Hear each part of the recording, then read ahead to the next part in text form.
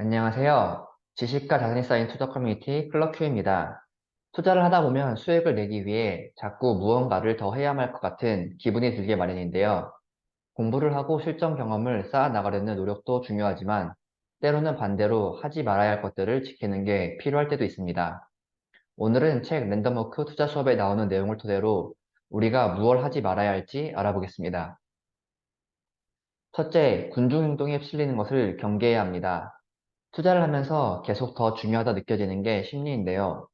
남들로부터 뒤처지길 두려워하는 포모 현상부터 시작하여 투자자들은 여러 가지 편향에 노출되기 마련입니다.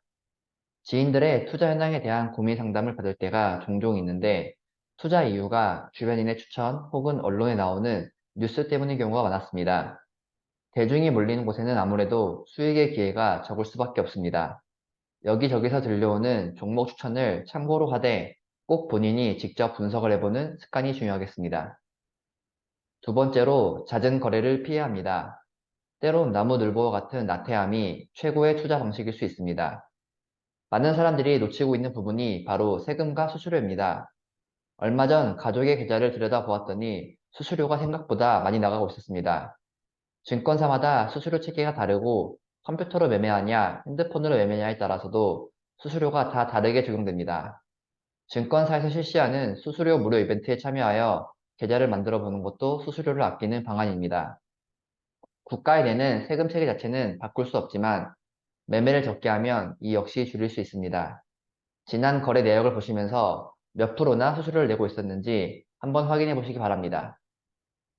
세 번째로 오른 주식이 아니라 떨어진 주식을 팔도록 해야 합니다. 물론 손절에 대해서는 반대하는 의견들도 존재합니다. 당장 제 주변에도 손절을 아예 하지 않는 지인들도 많습니다. 하지만 저는 손절을 하자는 입장입니다. 손절을 함으로써 우리는 손실폭을 제한할 수가 있습니다. 수익은 길게, 손실은 짧게 가져가야 하는데 손절을 하지 못해 반대로 하는 사람들이 많습니다. 손해를 보고 있을 때 기업에 대한 확신이 있다면 추가 매수를 해야 하고 그게 아니라면 손절을 하는 게 맞습니다. 그렇지 않다면 방치하고 있는 것에 불과합니다. 꽃을 뽑고 잡초에 물을 주는 우를 범하지 마시기 바랍니다. 마지막으로 어리석은 투자를 피해야 합니다. 최근 두산 로보틱스로 인해 로봇 업종이 주목을 받는 등 IPO가 다시 활성화되는 분위기인데요. 여러분이 만약 상장을 앞에 둔 CEO라면 회사가 높은 평가를 받게 하기 위해 여러 가지 노력을 할 것입니다. 이로 인해 회사가 과대평가될 수가 있고 상장 전후로 주가가 크게 출렁일 가능성이 크므로 상장 전후의 기업들은 투자할 때에 신중해질 필요가 있습니다. 또한 100%에 가까운 고수익을 보장한다거나 말도 안 되는 높은 수익률을 제시하는 거래가 있다면 반드시 의심해 보아야 합니다.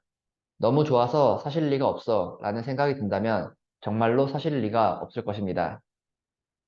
이렇게 우리가 조심해야 할 네 가지 사항을 말씀드렸는데 이 밖에도 수익률을 높이기 위해 하지 말아야 할 것들이 또 생각난다면 댓글로 나눠주시면 좋겠습니다.